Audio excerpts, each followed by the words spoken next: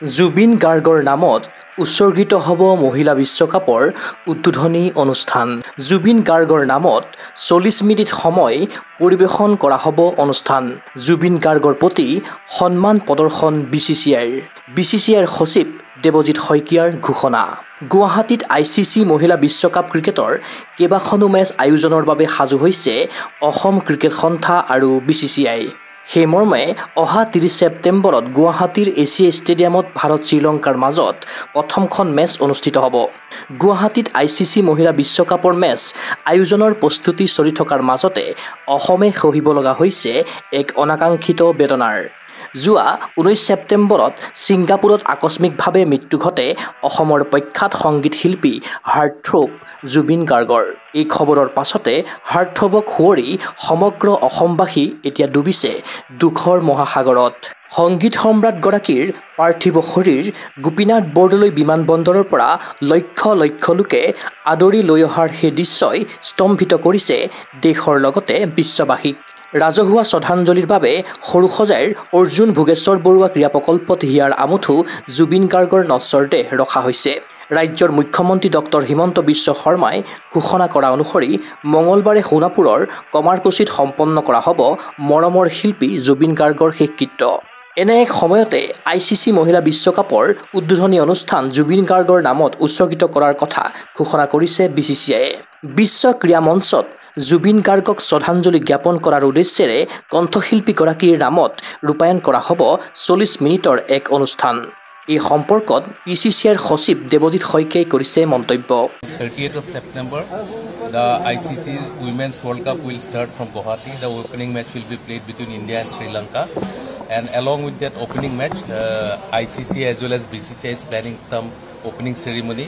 And as you all know, recently the youth icon, the musical icon of Assam or the cultural icon of Assam, Jubin Garg has passed away. Today his dead body has arrived. His mortal remains have arrived in Guwahati, and it will be kept for 1 or 2 days for public homage. And there is a huge grief and tragic situation prevailing in Assam. So keeping in consonance with that situation and as a person who deserves some respect, so Assam Cricket Association maybe with BCCI will have a tribute program at the time of opening. So we are trying to have a Jubin Garg. So we are planning some things. By this evening we'll finalize something, or it will crystallize who will be the artists who will pay their respect and tribute to Jubin. But there will be about 40 minutes program in memory and in the name of Jubin Garg. 40 minutes.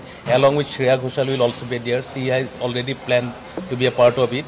We are trying to bring some other cultural programs also, but they may not materialize now because 40 minutes we have to devote in the name of Jubin Garg. So that will be a biggest tribute a cricketing fraternity can offer for Jubin. Opening ceremony, it will be a part of the opening game, and it will be a part of the just before the match. Before the match, Jubin Garg's tribute will be there. During the mid-session, Shreya Ghoshal's program will be there. Now it is still in the planning position.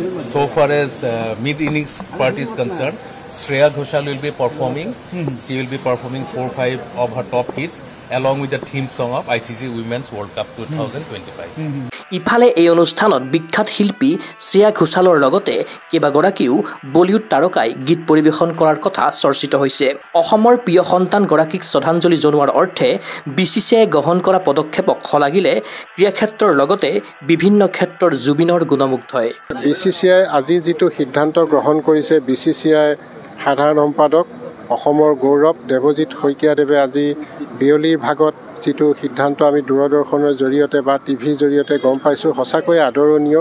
Zubeen গাৰ্গৰ ইতিমধ্যেই ভাৰতবৰ্ষত সকলোৱে গম পাইছে, কিন্তু এই ক্ৰীড়াংগনত যেতিয়া ক্ৰিকেটৰ খেলত যেতিয়া তেখেতৰ কাৰণে উৎসৰ্গা কৰিছে 45 মিনিট সময়, ই সমগ্ৰ বিশ্বৰ কোটি কোটি জনতাই জুবিন গাৰ্গৰ বিষয়ে আকৌ নতুনকৈ সুঁৱৰিবৰ এক সুযোগ পাব আৰু অসমবাসী গৌৰৱান্বিত হ'ব। তাৰ বাবে মই দেৱজিৎ শইকীয়াদেৱক বিশেষভাৱে ধন্যবাদ জনাইছোঁ। এটা বিশ্বৰ ক্ৰিকেট ইতিহাসত এটা নতুন নজিৰৰ সৃষ্টি হ'ব। বিশ্বত জুবিন গাৰ্গ যেনেকৈ ভাৰতবৰ্ষৰ আৰু বিশ্ববাসীৰ মাজতো আছে, এইটো এটা ডাঙৰ পদক্ষেপ। BCCIক আমি ধন্যবাদ জনাইছোঁ।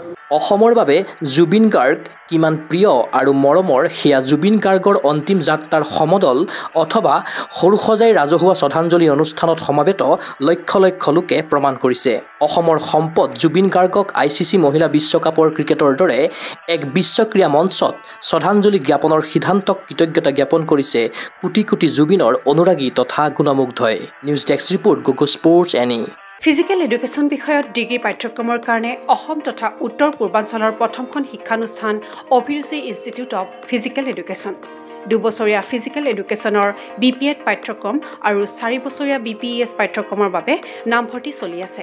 বিতংকৈ জানিবৰ বাবে আজি যোগাযোগ কৰক। যোগাযোগৰ নম্বৰসমূহ হৈছে 9435100098, 7002233540, 88765210998, website www.aipguwahati.in